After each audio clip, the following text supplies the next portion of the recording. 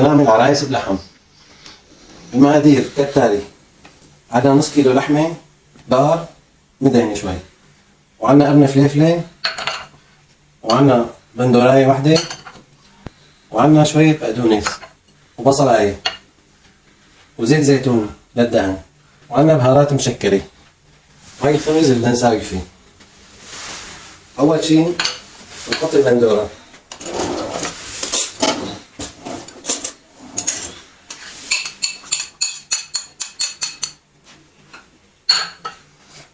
ونحط الفليفلة، هو قرن فليفلة نص حدة، ونحط البقدونس، وهي بصلة بشرينها بشر،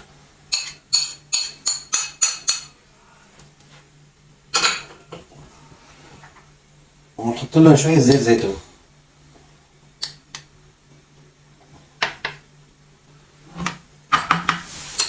هلا عندنا البهارات. بنبلش أول شي فلفل أسود رشة،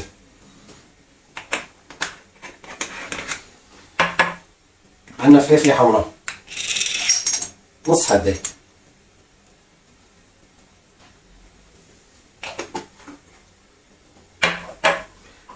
وعندنا قرفة. القرفة طبعا مشان تروح زنكة اللحمة، هاي رشة قرفة.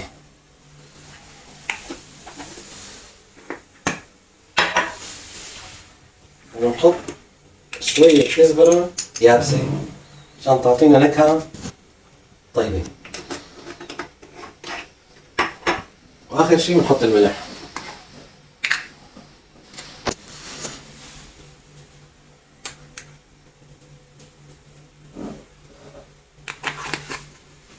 هلا نحركهم مع بعض.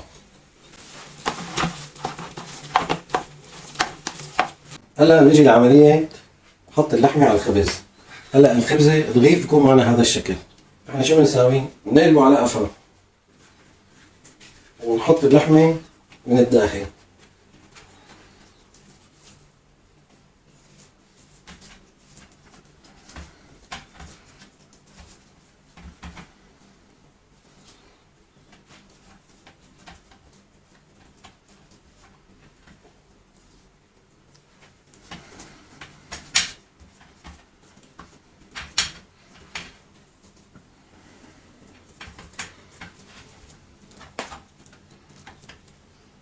ونعمل العملية هاي تصير اللحمة من جوا وهي الخبزة من برا، مشان هي تطلع مقرمشة معنا. هلا بدنا نشويها.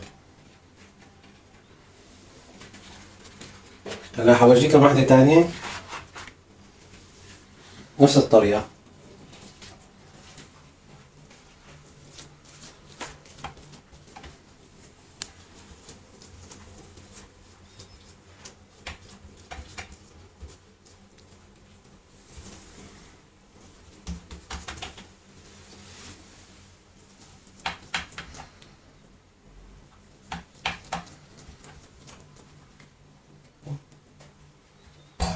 شايفين هلا صارت اللحمة من جوا والخبزة الوش الجواني لبرا.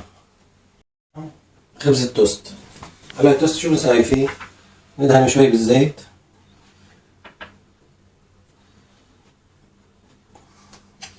ونمد عليه اللحمة،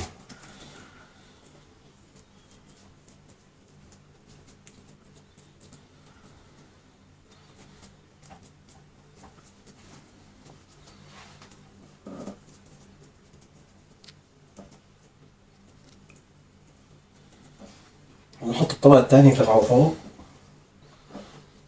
وندهنه بالزيت كمان من فوق.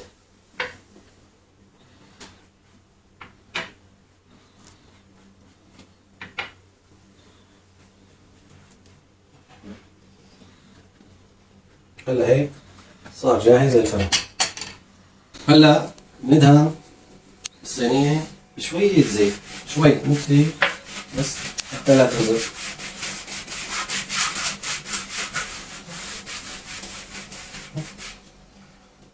ونصف الخبزة. هلا بنعمل له دهن الزيت على الخفيف بس من وشه. هلا نفوتهم على الفرن درجة حرارة 180 15 دقيقة. وهلا اعزائي بعد ما طلعوا من الفرن هذا هو، شوفوا اللحمة شلون هلا هيك استوي، شايفين؟ والخبزة طلعت مقمرة من الوشين. ليش؟ لأنه سويناها على القفا مو على الوش، فبتطلع كتير لذيذة.